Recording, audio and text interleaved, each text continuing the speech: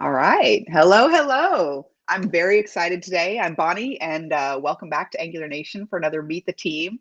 This team is very close to my heart, and I'm very excited about today. So we have AG Grid, and I just want to set the stage. And first of all, say I love AG Grid. Well, I love AG Grid for many reasons. AG Grid is a sponsor of Angular Nation and really has been such a big part of helping us have so many free community events and scholarships for diversity and things like that. And I just am so grateful. So I want to just start off real quick by asking everybody if you want to come off mute for a minute and just help me say thank you to AG Grid for helping us with this community, getting it off the ground. Thanks, guys. It's great to have your support. Thank you, AG Grid. Thank you, AG Grid. Thank you, AG Grid. Thank you. Thank you. Thank you. Thanks. Okay, now with that out of the way, I wanna go one step further and explain one thing, because I love AG Grid because they're helping us out with Angular Nation and getting this community off the ground. But also, I have loved AG Grid way before that, way before I even thought of Angular Nation. When I was consulting, when I was doing development, my first Angular project was a table. And it was a simple table, and it was not a big deal, and it was not that complicated. And then we had scope creep, and then we had all these things, and then they wanted me to add this and add that, and it got really messy and complicated, and we scaled it, and then it went from 500 rows to 5,000 rows. And the problem is that the more I built on it, the slower it got. And everything was working, right? All my code was functional. The features worked, but it just kept getting slower and slower. And I didn't understand why. And so when I did first originally find AG Grid, I didn't know any of these people, right? I just found AG Grid as like a developer. And the first thing I thought was, how is it so fast? I cannot understand how it's so fast, because it was way faster than what I built. So I always loved AG Grid. And then over the years at conferences, I got to know the team. And I really these guys are amazing. The code, I'm really picky about what kind of dependencies I bring into my projects. Because I don't like having a lot of third-party dependencies, but there's one thing that I'm very consistent on. If you're going to have a table, just go straight to AG Grid, because you've got all this functionality. It's beautiful. So with that, I want to introduce you to the AG Grid team. First, I'm going to start. Okay, I'm going to go backwards, right? Because I'm going to start first with. Let me start with Alan. I'm going to start with Alan. Alan Richardson, will you introduce yourself and say hello? So I was only supposed to be watching. I know, I'm sorry, but I just met you. I haven't known you that long, but I just really think you're awesome, and I think that they should know you. So I just want to say hello. Hi, How are you doing? I'm good. I'm the digital marketing at AG Grid. I think you're amazing, and I think I'm really glad you're here. So thank you for being here. And I want to introduce Stephen Cooper. Stephen Cooper, I'm also excited about, because I was friends with Stephen before he even ended up on the AG Grid team. And so as soon as I found out that he was hired, I was like, oh, yes, that's so cool. Hi, Stephen. How are you doing? Hi, everyone. I'm doing well, thank you. I'm excited to show you a little bit of something I've learned recently as well about our CellRenderers. And you've been on the AG Grid team for a couple of months now, right? Yeah, coming up to 6 months. How's it going? Oh, to be honest, I'm loving being on the AG Grid team. Yeah, it's going running well. with the big dogs now. That's the right answer. And before I joined AG Grid, I was a user of AG Grid for a couple of years in, I guess, finance kind of enterprise world, which is one of the reasons why I thought I'd like to join AG Grid, because I'd found it was just a great product. Yeah, getting involved with the Angular community over the years and watching the people that AG Grid hired also gave me more respect, because I'm like, they're hiring like really cool people that are doing really cool things, and I love it. Okay, so I want to tell everybody, because as soon as, like, it was right after you were hired that you were working, what was it, strict typing? Typing. And I immediately asked you to come and show us what you're working on and show us the new feature, and you did.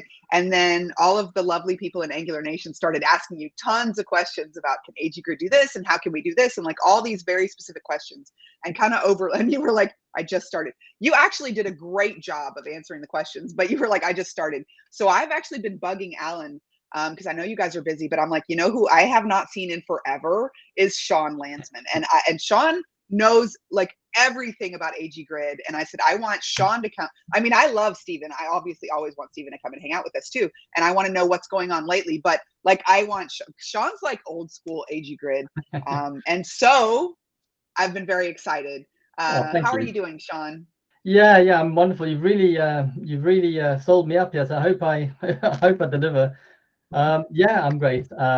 Yeah, it's lovely to see everyone again. It's been, I think this is the first chat that I've had with other people for a long time. So it's really great to see you guys, especially you, Bonnie.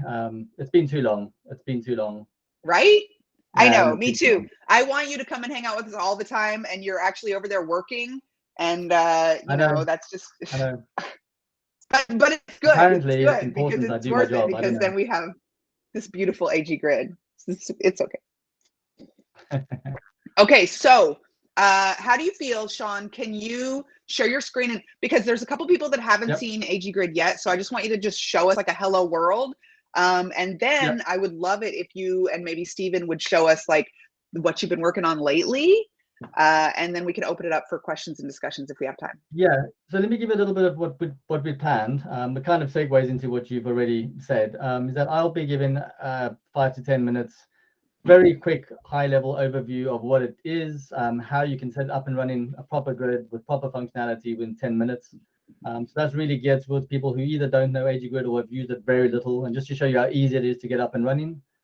And then Steven will take over and take you to a bit more of an advanced area, which show you some cool Sparklines and custom CellRenderers for more of an advanced user base. So hopefully we'll cover most user bases. Also, just with regards to features, is that for the last 3 months, especially, I've been heavily involved in like a DevOps backend type stuff.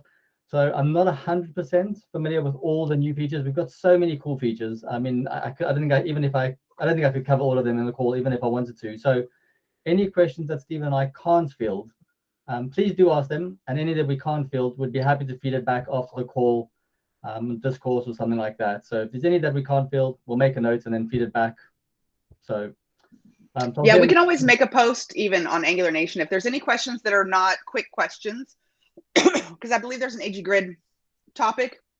I know there's an AG Grid topic on Angular Nation, so we can post questions and we can follow up there too. Absolutely, yeah. Yeah, exactly. That's a great idea. Yeah. I'm so excited. Okay, here we go. So this is a very simple demo, but here we go. Now, Sean, do you want them to save the questions for the end, or do you want them to ask questions as we go along? Well, this is really quick, so I'd say save them to the end, because the max running time of my presentation is 10 minutes at the most. So cool. Maybe when I've done my presentation, questions, and then Steven can do his, because this is really not so long that context will be lost. It's a pretty. And you guys can drop questions in the chat too if you want. Yeah. So can you see my screen okay? Yeah, can you make it bigger? Which part? I can see two. I can see a browser and code. That's what you need to see. Is it big enough? Yeah. Can you see okay? Yeah, I can make mine bigger. Is it big enough for everybody else? Can y'all see this okay? Say I don't mind. Okay. Yep. So just to give you some context, I've set up a empty project with the Angular CLI. And what we'll do is from the ground up, just install AG Grid to get a very quick table up and running. And then I'll tell you about the table, what it is and what it does for any of the users that don't know what it does. So we've got nothing at the moment. The first thing we'll do is install AG Grid Community. And that provides the base grid functionality or table functionality. And this is the AG Grid Community module or dependency is free. You can use it in commercial projects, and it has about 60 to 70% of the grid functionality that you might use. So if you're just curious and you want to try it with a light to medium weight project, this will probably serve your purposes. Please give it a go. Then I'll install AG Grid Angular, which is the Angular bridge to the grid functionality, which we'll see in a minute. So we'll install that quickly. The first thing we need to do is register the AG Grid module. So a quick note on this is that the AG Grid module is necessary. The second part with components is not necessary if you're using Ivy. But if you're not using Ivy, This is where you would supply any custom dynamic components, angular components you want to use in the grid, such as custom cell renderers or filters. Stephen will give you an example of that for later. But if you're using Ivy, you don't need that. If you're not using Ivy, you do need that. Then we'll add our components. I'm going to copy and paste this. I don't have to type it all. And I'll just tell you what's in here. So at the minimum, and you'll see this will make more sense once the grid's up and running. At the minimum, you need to supply column definitions. Those are the vertical columns you'll see in a table, and row data. So when you use an AG grid, the only two things you have to supply are columns and the actual data. And here's as simple as use cases we could come up with. So you supply the row data in the form of an array of JSON objects, and the column data will be the items of the data you want to pick out. So for the first column, we'll pick out the make data, model, and price, and below you can see the row data that corresponds to that. You'll see it up and running in a minute if that doesn't make sense. Then we need to pull in the CSS. The top one is structural CSS, which is required for all the grids, for any grid you might use. And then the bottom one is for the theme you might use. So we supply a number of themes out the box, and the theme determines the look and feel of the grid. We've got Alpine, which is the one I'll show you now, but we've also got others. Pre-fill to take a look. If you'd like to override this, that's pretty easy with SCSS or just plain CSS. And you can also create your own theme if that's something you want to do, and we document how to do that on aggrid.com. And then finally, we'll add the aggrid component to the template. So we'll give it a bit of style just to give it width and height. I'm always nervous when I do live coding, just in case I mess up something here. Listen, I'm so excited because I thought you were going to just show us like a demo of how it works, but you're like starting with how to install it and just super simple. And I love that. Like it's like a true hello world. I think this is really cool. Okay, so we need to tell the theme we've specified, which we pulled in here. And we've got other themes. This is the one you'd replace if you want to change your look and feel. And we say here, this is the theme we're going to use. And then, as I said, at the minimum, you need to say the row data we're going to use and column depth. So all been well, and if I haven't missed anything or made any typos, we'll start that up. We need a drum roll. Yeah. If the Angular team could get on that and just give us a little drum roll when we start it up. Yeah. Okay.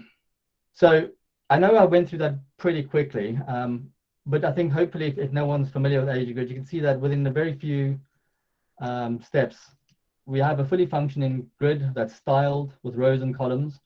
So for anyone who's not familiar with the terminology, these are the columns in a table. And then these are obviously the row data. So going back to the components, the first part, the column depths determine the columns that you want to pull out, because your row data may have hundreds of fields and maybe you only want to see 3 of them in this case. And then the row data is what you want to display.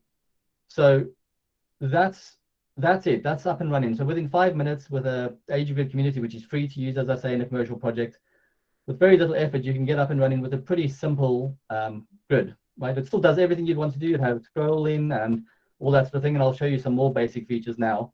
But that took almost no time at all, right?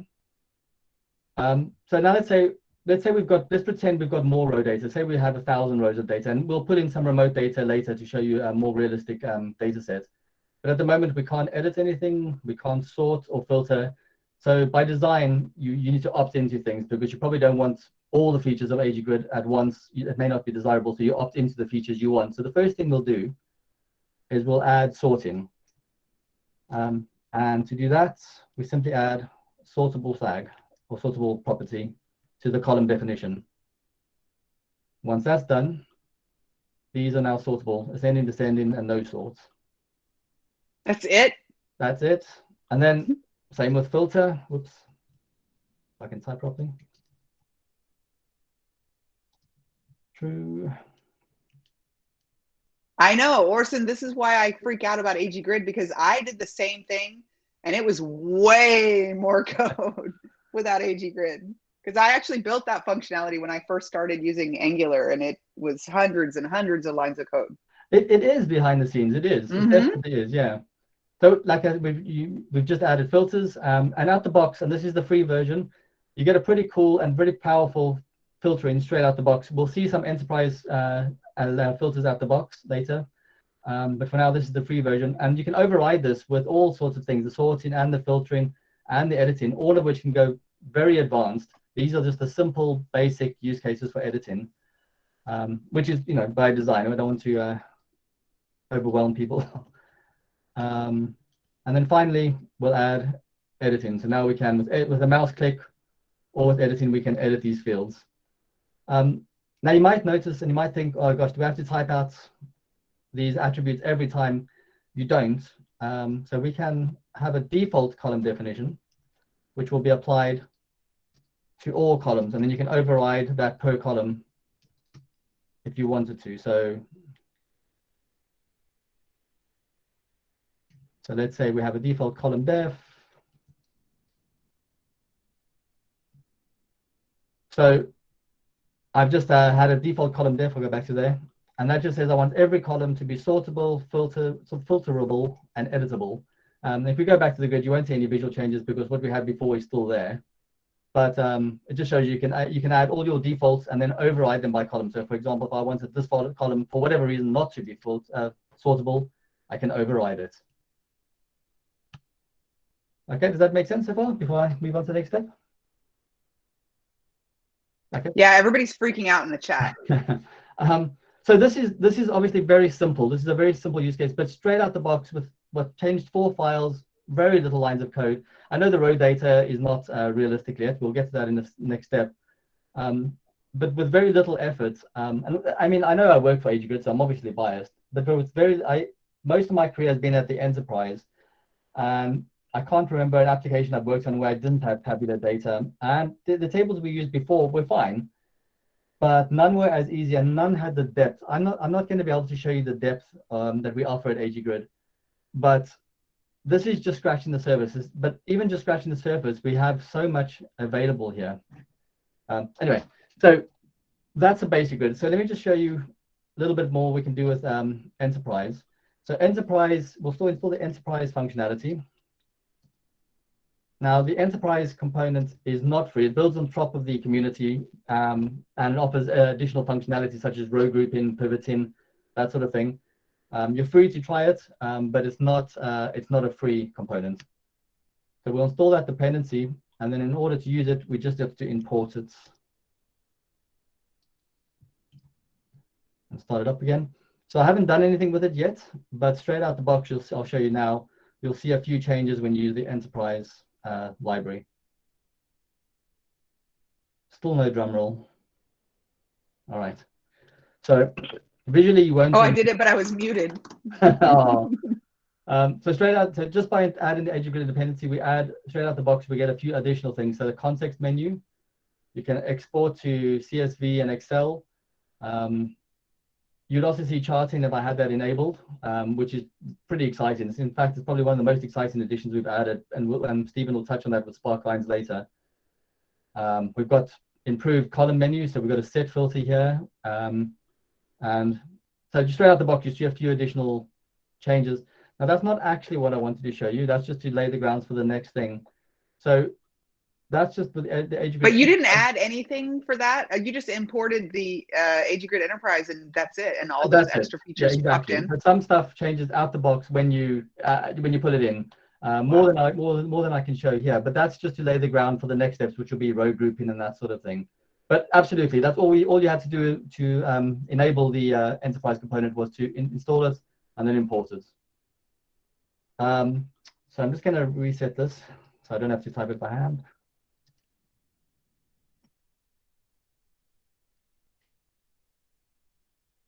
So while that starts up, so the change I've made before is that I don't have a default column definition, and I've added a checkbox row selection just to demonstrate something different.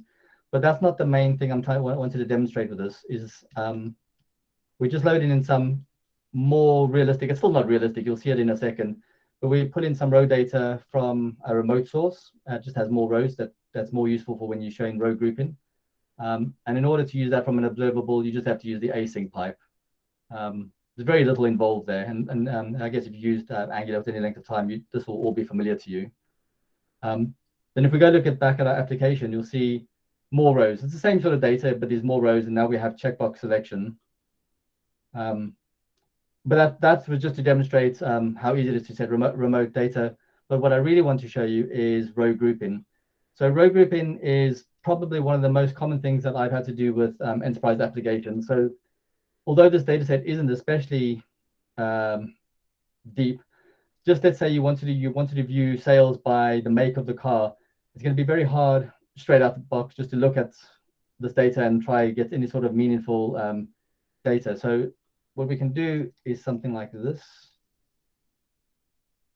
So just by adding this flag, row group equals to true, it'll group by the make field. And automatically, you can see with just one flag, we've got all that data grouped by the make of the car. And that's fine. And that's pretty cool as it is, but we can take that a little bit further by adding an auto group column definition. And I won't go too much further into this because row grouping is just such a huge topic. And it's so powerful, but I just wanted to give you a taste of what you could do with this sort of thing. And I think I need to retrieve that. Nope. There you go. So we've got checkboxes at the group level. So I know that I won't go into too much depth. I know this is probably what's he done there. But this is just saying that I want AG Grid to take care of the row grouping for me. I wanted they had a name to be overridden by this. I want to provide a grid supplied row renderer, which does this sort of thing, including aggregation. Here you can see 1216. It's just what I wanted to demonstrate here was just we provide a huge amount of functionality out the box with very little effort, typically on a user's part. And that's the same for all the other functionality you might want to use. If you want to use different types of row models, so you've got millions of rows of data, more than a browser could realistically take, very little effort to get that involved in working and integrated. So that takes me probably the extent of my presentation. I know that was relatively quick, but I didn't want to cover too much that might lose people. This is really geared towards people who haven't either seen the grid or weren't sure about some of the enterprise features. I'm happy to open it up for questions now. Yeah, everybody's like nerding out. So I was saying in the chat, I feel like such a nerd for getting so excited about stuff like this. No, great. We should be. And the big thing for me that really struck me about AG Grid, well, two things. I don't know if this is still the case. The first thing is I think your screen share is still okay. When I first made my grid with Angular a long time ago, and then it started to grow because it was great. It was fast once I had 20 or 50 rows. But when it started growing more and more, it started getting slower and slower. So when you have all this functionality and filtering and stuff like that, like how many, just for the community edition, like how many rows do you think AG Grid could handle before it started, like average, before it started to slow down? So the answer to this is slightly cheeky because the grid won't be the problem. It'll be the browser. So for example, if you're using IE, it's just that you're not going to be able to have a large data set. And that's going to be true whether you're using AG Grid or not. It's just, if you use then it's your own fault. I'm just kidding. Yeah, if you use it Chrome, it'll be better. Now, there are different schemes you can use. So if for AG Grid, if you had, say, 1 million rows and your browser could take that and you had enough memory, you wouldn't notice any huge performance impact, except if you're doing things like filtering and the grid had to actually iterate over 1 million rows. But you'd probably use a different row model. You'd use something where you wouldn't have 1 million rows in the browser. You would show what the user could realistically digest, 10,000 rows, and then the rest would be left on your database and you'd pull it in. So I don't know what the realistic top end is. I would say that the answer is really, if you had that many rows in the browser, you'd probably want to redesign it for the user because they couldn't digest that sort of thing in the first place. But I know we've had users with 200,000 rows in the table without issue, and when with testing we've done 500,000 rows. and it scrolls fine, it works fine, it filters fine. But I'd probably rethink a design if you had that many rows in the browser in the first place, though. Absolutely. Okay, one more question. I know they have questions. I don't want to monopolize your time, but because one thing when you're bringing in third-party libraries, the big concern is upgrading dependencies, because sometimes, you know, you have to wait until they upgrade. So like how far behind are, like, if I think Angular's on version 13. So then how long do we have to wait until you guys update to version 13? So we try to be proactive on that. So as it happens, my role primarily on AGGrid is with the framework. So that's my main role. Stephen will obviously be great help for this, but we try to be ahead of that. So for example, we already support 13. We will support 14. We literally, Stephen and I had a conversation this week about how are we going to provide distributions of Angular to provide an Angular version with Angular pre-built and one without for all the users, because a lot of our users are still on Angular 8, for example, or you know, are non-Ivy distributions. So when 14 comes around, we will be ready for it. We're always ready ahead of time so that we can, so people don't have to wait. I can't think of a case where an Angular version's come out and we weren't able to support it, other than perhaps a bug or two where something was, you know, incorrect, a bug. But other than bugs, I don't think we've ever had a version where Angular X came out and the user had to wait a month before we supported it. So we try to be proactive with these things. So you guys are actually developing against the version that hasn't even come out yet, so that you can have your version out before. That's so cool. Okay.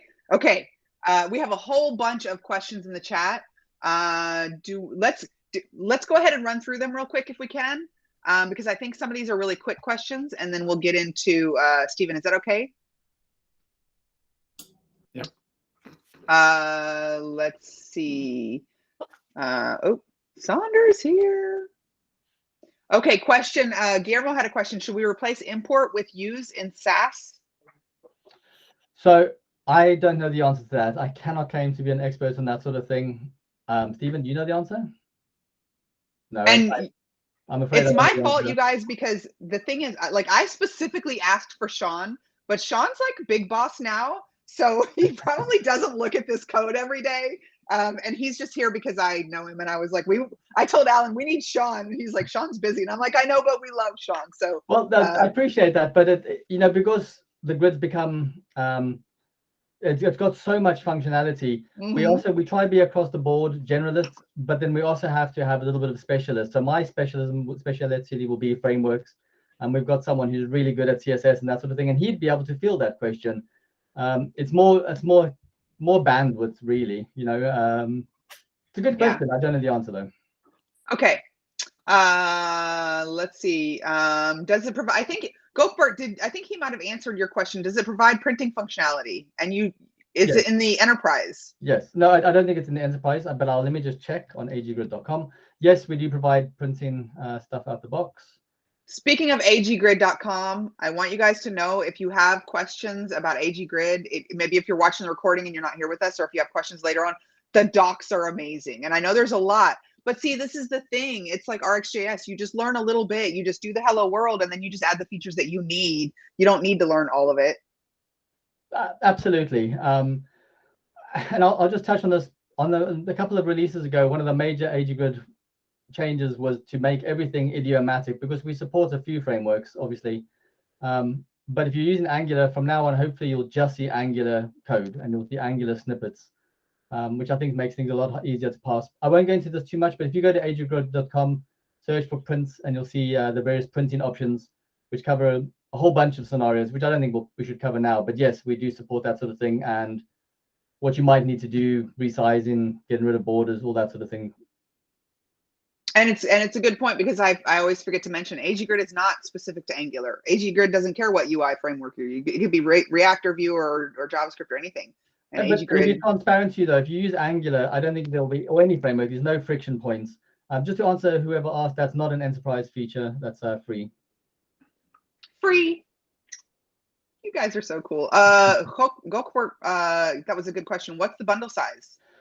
I don't remember offhand. I'm going to guess and say that if you're using the UMD bundle, which includes all the styles and everything like that, I think it's about 1.4 meg. I'll come into that, why that is. If you use the slightly smaller one, you get 900K, and then you have to import the style specifically. So I know that's a relatively chunky bundle, but most of our functions, we don't have any external dependencies. So if you install AGGrid, that you've got everything. There's no other dependency tree you need to pull in. Because most of our clients are for the enterprise, the bundle size is less important. That said, we do support modules, which I haven't covered yet, just because it's a little bit more complicated. You can pull in and cherry pick the features you want. So with AGGrid Community and AGGrid Enterprise, you get everything. So you'll get all the row models, you'll get all the functionality you might need. But say you don't care about infinite row model, that may not make sense to you, or these 5 or 6 features you don't care about. You can simply not, you simply don't import them. You import the features you want, and then things will get tree shaken out, and you'll end up with a reduced bundle. I don't know what the smallest bundle size you can. It's a good question, and something I should know off the top of my head, I think. But if you had modules, it would be smaller than that. I'm not sure what size. And then you can reduce it further with tree shaken. Love it. Such good questions. Okay, we could go on with questions, but I know Stephen has something to show us. And Stephen was also talking about the modules. So Stephen just put a link in the chat with more information about the modules and how to keep those small. Yeah, and a final point on that is don't mix packages and modules, because you'll be doubling up your size. Someone recently asked a similar question in the Angular Discord chat. There's a channel for AGGrid there, and that's what someone previously had done, and that was they went from 4 meg down to 1 meg by swapping to modules. Wow. If that doesn't make sense, we can always give a little bit of a longer answer on the forum, or write a post about it, as you say. Well, that was an awesome demo, Sean, and definitely enough. I have known about AGGrid for a long time, but you guys have added even more features since I saw it. So even I was just like sitting here getting all excited. Like I always do this. It's like, oh, it's so cool. I love it. I feel like a nerd. Okay, Stephen, you want to share your screen? Yep. Do you have something to show us, or are you just going to tell us? I do have something to show you. Let me see it. Oh, I want to do that entire.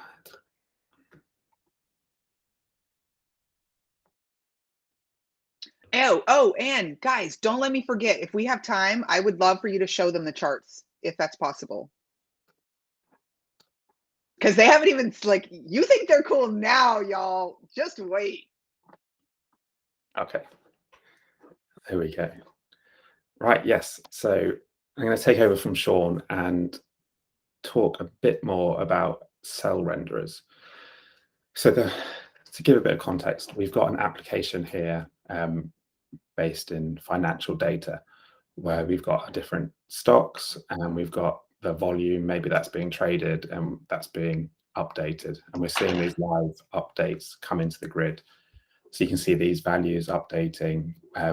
We've got Sparklines now. That's a feature in 26. So that's a brand new feature, which has, it's just growing and growing in terms of the features. And this is something which I think a lot of users had requested and previously would have had to hand roll their own charts or Sparklines into the CellRenderer.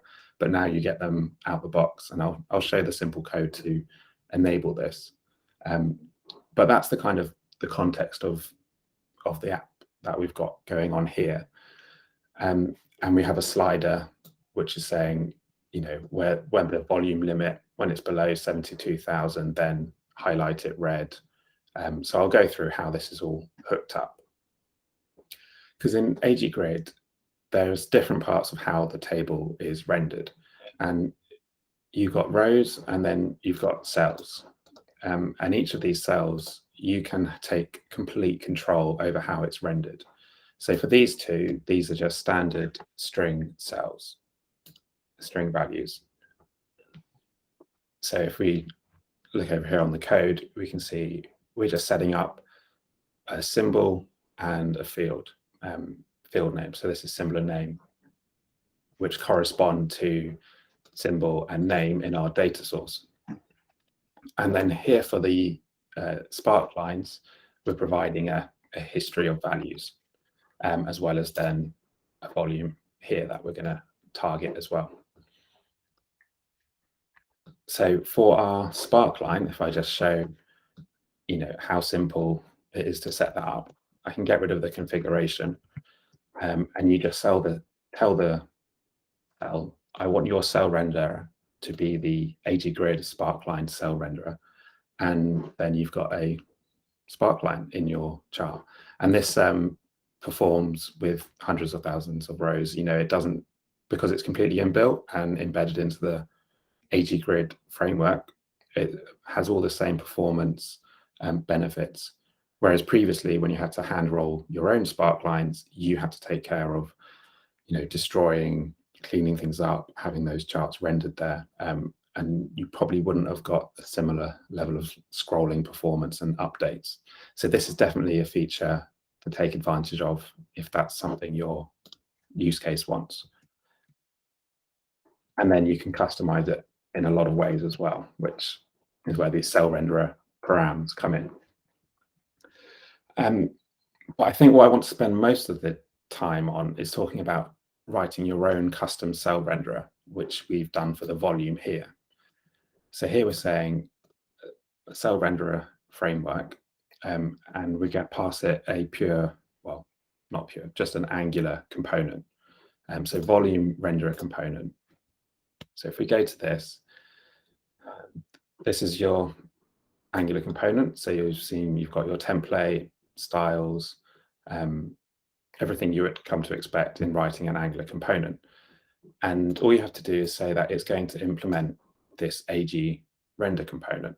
And that requires you to implement AG init and refresh. So these are two lifecycle hooks for AG Grid. They're completely separate from the Angular ones, but these are the functions you need to implement. So AG init will be called with this parameters object, iCellRenderer params. I won't go through all of the properties that you've got on there, but one of them is the data. So you can see in our template here, we're extracting the volume property from our data and passing that through the number pipe.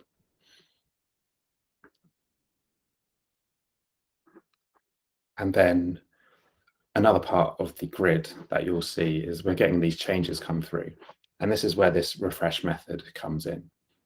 And this is the source of potentially some performance issues, depending on how you implement this function. So AG Grid, when this new data is coming in, is going to say to your CellRenderer, have you refreshed yourself, or do I need to do it for you? And that's the purpose of this function.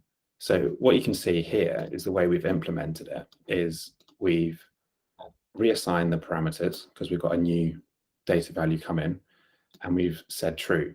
So we're telling AG Grid, I've taken care of the refresh, so you don't need to. And what you can see here is that in the grid, the values are updating and they're being refreshed. If I take this, if I comment this parameters assignment out, you'll see the values aren't actually changing anymore. So we've broken the component because we're telling AG Grid that we've refreshed it, but we haven't actually done the refresh. So in that case, we can return false. Say to AG Grid, I'm not handling the refresh. I want you just to recreate the cell component from scratch. So now you can see our table's working again. But if you notice in the console, we're now seeing a lot of AG init, and also lots of new subscriptions to this volume stream. So this is something that you want to be careful with, because it really changes the behavior of your application. Because in this mode, you'll see if I come into this service and apply like a demo delay. So say setting up each of these cell components was actually a bit costly. If I now try and update this limit, can you see there's this lag? And that's because there's a lot of work going on in terms of when we're setting up each of these individual cell renderers. Whereas we don't need that to be done. So if we come back to our CellRenderer, I comment that back out. So we refresh the parameters ourselves and set this back to true. So we've still got the demo hacking to make it expensive, which is why this is being slow to get started. But once it's settled, now we'll see changing this, there's no lag there. And that's because we are letting Angular handle the change detection in the parameters and display those values. And we're telling AGGrid, you don't need to recreate my component. So this is something which is worth checking when you're implementing your own custom cell renderers to make sure you don't run into these potential performance bottlenecks. But this is also, I guess, hopefully showing you the way you can join Angular kind of setup. So we're injecting a service here into our cell renderer, and every single one of those cell renderers has access to that service. So it gives you a way of communicating between your cells and also the rest of your application in a completely Angular way, but you're working within AGGrid itself. I think that's all I've got planned to cover there. If anybody had any questions on that, or I can find an example to demonstrate some charting. I think it's cool because it speaks to how the AGGrid team thinks. And I just love that you guys are kind of always thinking ahead. And I have a question about Ivy. Is there any functionality that Ivy has opened up for you that you couldn't do before with AGGrid? I think the answer to that is no. The Angular wrapper that interfaces between AGGrid and your application is quite a simple wrapper in that sense. Yeah. And it's all using the public kind of interface. So I guess the code might be a bit cleaner there, but from a user's point of view, I don't think you're going to see a huge difference. All right, I'm gonna check the chat. Does anybody have questions? You can raise your hand. Okay, Tom has a question. Go ahead, Tom. Hey, yeah, how you doing?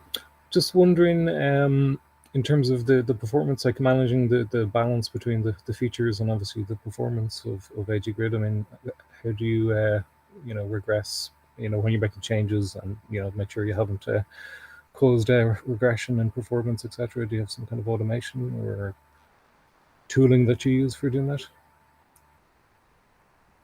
So we don't have tooling. I don't think is the answer to that. But as in with each release, we do a I guess quite thorough visual, and also we interact with these examples just to test that we haven't broken those things. I could probably expand on that a little bit. Is that that's a good question, and the problem with not a problem. One of the downsides of having a grid with so much functionality is that it's exponential. So as you alluded to, the more features we add, and we keep adding features, the complexity curve ramps up. So we are mindful that when we add something that we haven't broken something upstream or downstream within our own grid. But one of the ways we mitigate that is we do have unit tests and end-to-end tests, but specifically with with performance and regressions, we tend to eat our own dog food, if you like. All the testing we do and all the examples we do and all the functionality we do is part and parcel of our documentation. So the documentation you see on agggrid.com, we run that exact same documentation locally.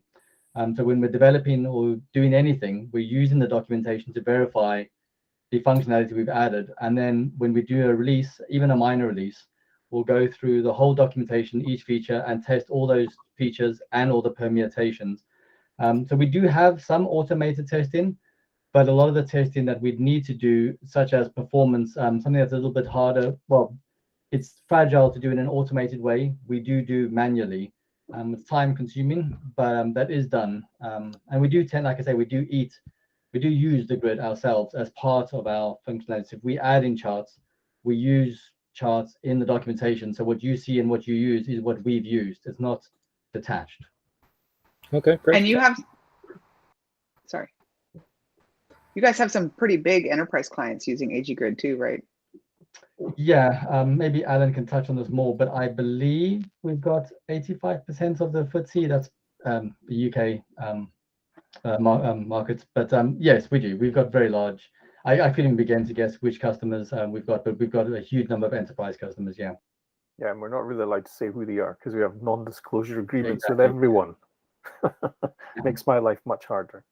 And Yeah. as Guillermo said, there we do have government as well. But again, as Alan said, we're restricted in what we could say there. Yeah. Okay. Any more questions? Can we see the grid? Can we see the chart? You want to do that, Stephen? Okay, Yeah, you guys, the right. last time I saw Niall, I think Niall and Sean came on NG Houston, like, I don't know, years ago. I don't even know how long it was. And I mentioned something about how cool it would be if you did a chart, because we wanted to use the grid, but my client wanted a chart. And they're like, oh yeah, we've got it. It's ready to go. It hasn't been released yet. And I was like, oh my goodness, just that easy. It's crazy. I mean, yeah. So if you, on our documentation, integrated charts is the section which I guess I'll be talking about here. And that enables you to have a table and select a range. Stephen, how much work do we have to do as developers to get from where Sean showed us that little quick, easy hello world thing to actually getting the chart functionality working? This line here enables true.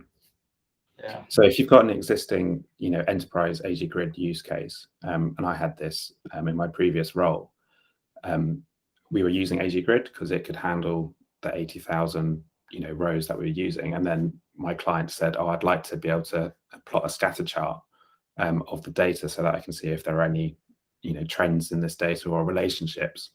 And so it was just at the right time for me. I enabled this flag, enabled charts true, which then meant, they could select the data they want, right click, chart, and produce charts. Just like that. One line. And there's controls in here for, you could change the different types, select which data you want to display. Maybe that's not. Is this an enterprise feature? Or This is an free? enterprise feature. Okay. Yeah, so you will need an enterprise license. And then, you can do all sorts of customizations to it.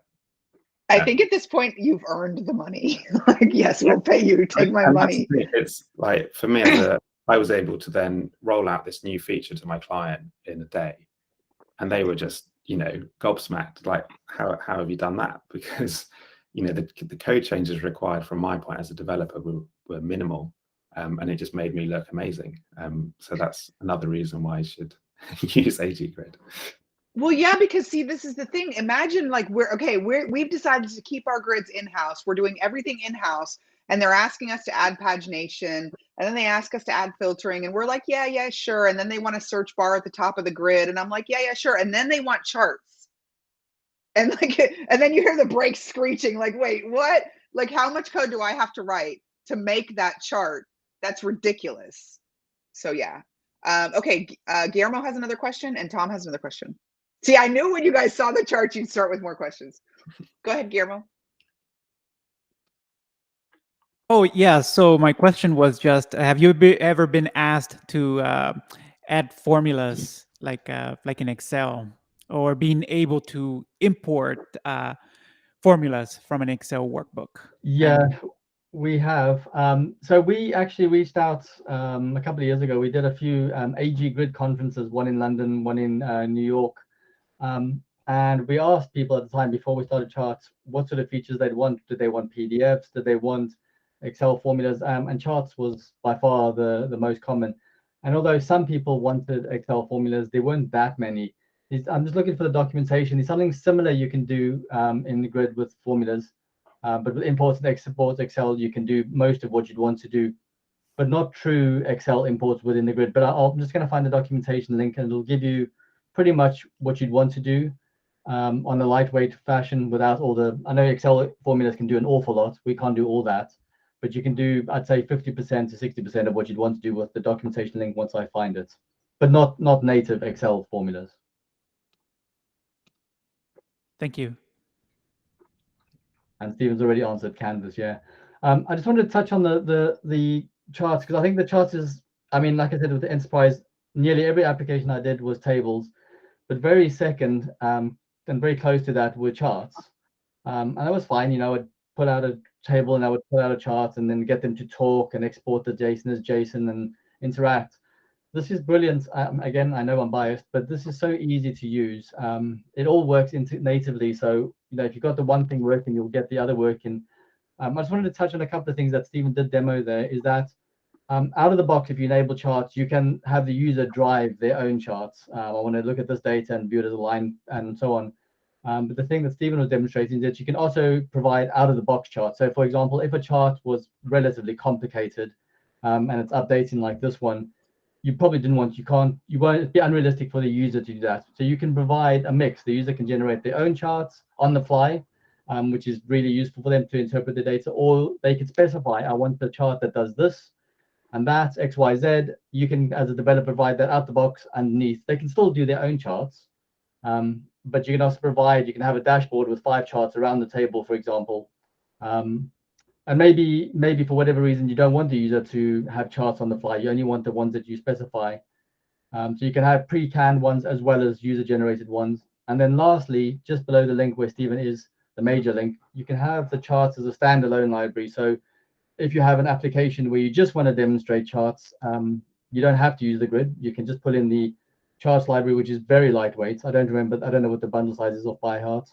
But most of the charts that you're likely to want to use are provided. So you can use this out with AGGrid and it's integrated, or you can have it completely standalone as well. That is that option. So this is a really exciting addition. Yeah, you didn't mention that the standalone charts are in the community edition. Absolutely, good point. Yeah, really good point. So yeah, free. The standalone charts are free? Yep. Oh my goodness. Yeah, that's a good point. Right? I know. Orson's over there in the chat going, wow. And I'm like, right? I know. This is crazy.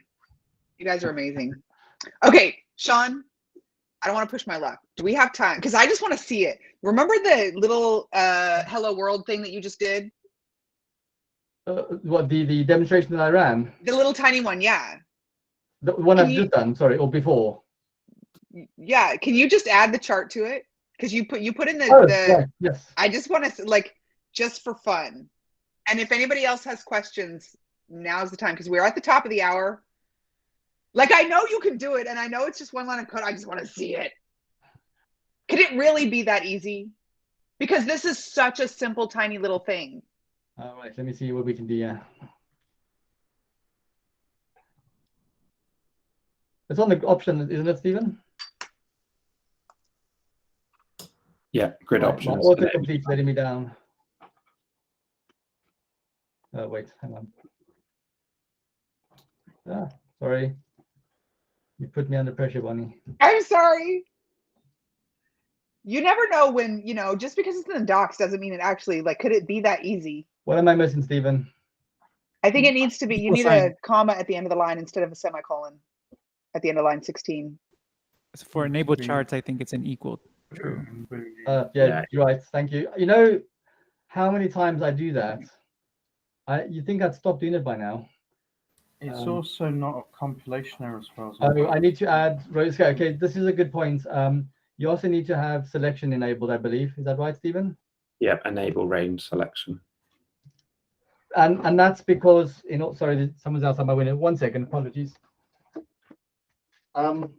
That's in order to be able to select the data, to be able to generate a chart, you obviously have to be able to select it. So we're just going to enable range selection.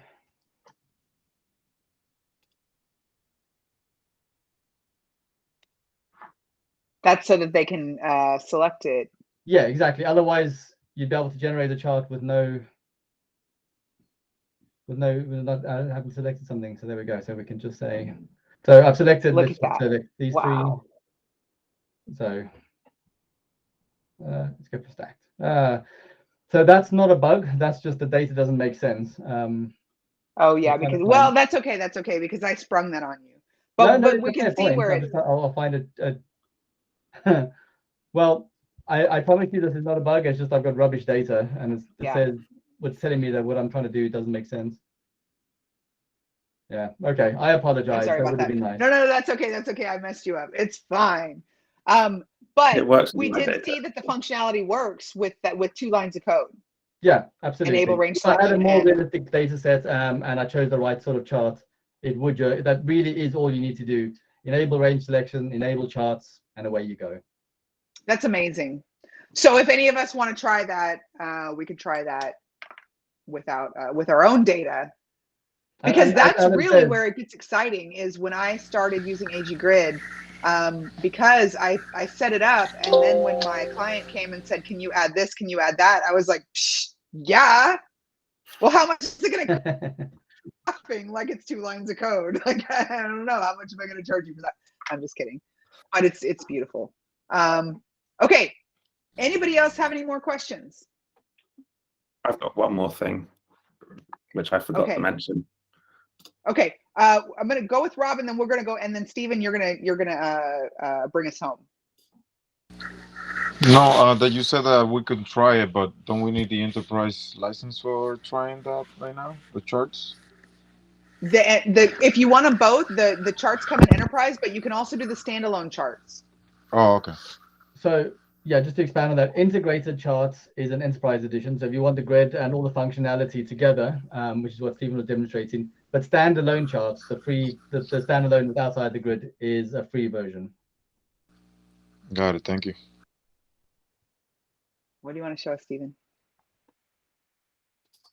Or you want to tell us? Or you want to show us? No, I'll show you. So as you said, the last time I was with you, I was talking about the typing of the Angular component. And so in 26, well, from 26.1, that is, now completely functional. So we're saying enable cell flash is a Boolean, so that works. But if I try and assign this a string, you're now going to be able to take advantage of the Angular, well, in this case, it's the VS Code plugin, or the Angular language service, to highlight where you've typed things incorrectly. And so say we typed our column def wrong, think of some other interface. See, this is why I get so impressed that you guys stay up to date on the latest features and keep up with things, because there was a UI library that I'm not going to name that I used here that we were really heavily leaning on for a long time. And we had a lot of code that depended on this library, and then they never updated anything. And Angular 2 came out, and then 4 years later, they were still on Angular JS, and it was really starting to hurt. So that's why to me, it's really a big part of the reason why I like AG Grid so much, that you guys actually keep up with this stuff. Yeah, so now it means you'll get mistakes like this if you've incorrectly typed something. And also, we haven't shown all the grid events. So let's say we've got cell clicked.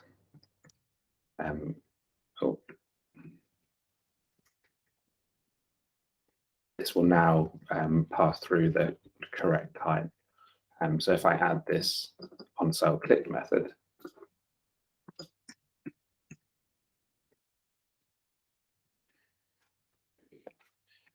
this is something which previously you could easily end up using the wrong type. Say event, cell clicked event. You can write your code against that. That's is all fine. But say I'd put a selection of changed event, which is wrong. We're now going to start having these compilation errors. So it's all of these changes where in version 25 and before, everything is typed as any. So you could be missing mistakes that you've made. So that was a big change that came out in 26 to enable you to, I guess, have stricter typings. Just to extend that a bit further, it's fantastic. This we catch our own typing bugs, and this is work Stephen's doing. A further work in the next release, you should see that all our typed examples, like Angular examples, will have typing in them. So you'll have a TypeScript version of an example as well as the JavaScript version, and you'll have a typed Angular example. And what I was talking about earlier about we eat our own dog food, as it were. This is a great example. So Stephen's going through the examples at the moment, and typing each example and checking that the generated example is correct. And he's already found a few issues with some of our examples where we've got typing wrong, and it's incorrect. And now that we strongly type everything, we've corrected our examples to be correct. So it would run at runtime because the typing would be stripped away. But the examples you see in the next release will all be guaranteed to be correct because they're going to be strongly typed. We're running them through TypeScript. It's really great. Just another example of how things that we're going to give to you guys, we use ourselves as part of our development cycle. So this is just part of the cycle. When we create a new feature, we'll be testing the typing, and there's no way to get it wrong because it'll just fail for us. And if it fails for us, it's wrong. If it works, it's correct for you guys. So, and this is work Stephen's doing. So yeah, credit to Stephen for that. It's really useful. Love it. This is so cool. Okay, so basically, I hope that this hour has helped you guys understand why I love AG Grid so much and why I've been such a nerd for such a long time about AG Grid, because I really have always loved AG Grid as a developer because it's just fast and it's clean. And I know this might seem weird, but I would actually even encourage you, because before I met any of these guys and I was trying to debug my code. I'm trying to figure out how to do stuff. And I would actually go and look at the code, the package code to try to figure it out. And I was always really impressed with the code. It's just very clean and I love it. So I've been a fan of AG Grid for a long time. And I just want to say one more kind of thing in closing. I want to send a shout out to my friend, Niall Crosby, who is an amazing guy, who is the founder of AG Grid. He's actually the one who started, because he started the same way I did. He was just building a thing and it just got more and more, more and more features, and then he released it and it's grown since then. I bug him sometimes. I'm like, oh, come and hang out with us and come and be a part of the community. And he's so supportive of the community, but he's always like, we're really busy, actually. We're really working a lot and they have so many clients. So AG Grid has been around for a long time. And I definitely consider this to be one of the most solid third-party libraries, and I love them. But also, I really just love the team and the people behind them. And this is the thing. I mean, they're working, they've got their heads down, and they're busy all the time. But I want you guys to have the opportunity to just talk to them and hang out with them and see how cool they are. And I know that, and I want to remind you, the AG Grid documentation is beautiful, and it's got a lot. I mean, all of these questions. I think even when Stephen first showed up and everybody's picking on Stephen, asking him all these questions, and literally what he did live on camera, pulled up the docs and found the answers just like that. So the docs, but here's the thing, there's so much functionality that it's a little bit overwhelming. And that's why I really was bugging Alan to bring us Sean so he can show us. And then it just kind of gives you an idea. And then now you've seen kind of what it can do. If you have more questions, you can always go check the docs. And of course, reach out to the AG Grid team. And with that, I can't believe our hour's over. I've been looking forward to this all week. So the favorite thing at the end, I would like you guys know the drill. Come off mute, help me thank our guests and tell them how awesome they are. And remember, I want to remind you of one more thing. Not only is AG Grid this amazing product that you can use, but they're also the sponsors of Angular Nation, and they're actively helping us to increase diversity and give more people opportunities and have these free community events like this. So thank you so much, AG Grid. We love you. Thank you very much. Thank you, AG Grid. It was great. Thank you, AG Grid. That's awesome. Thank you, AG Grid. Thank you, AG Grid. Thanks for everything you do for us. Thank you. We love you, AG Grid. All right, guys, that's a wrap. Thank you so much. And I think I speak for all of us when I say, please come back and visit us soon and often. I know you guys are busy, but anytime you want to stop by and just show us your latest features, we always love to have you. Love to. Thanks, everybody. Thanks, everyone. Thanks. Bye. Bye. Bye. Bye.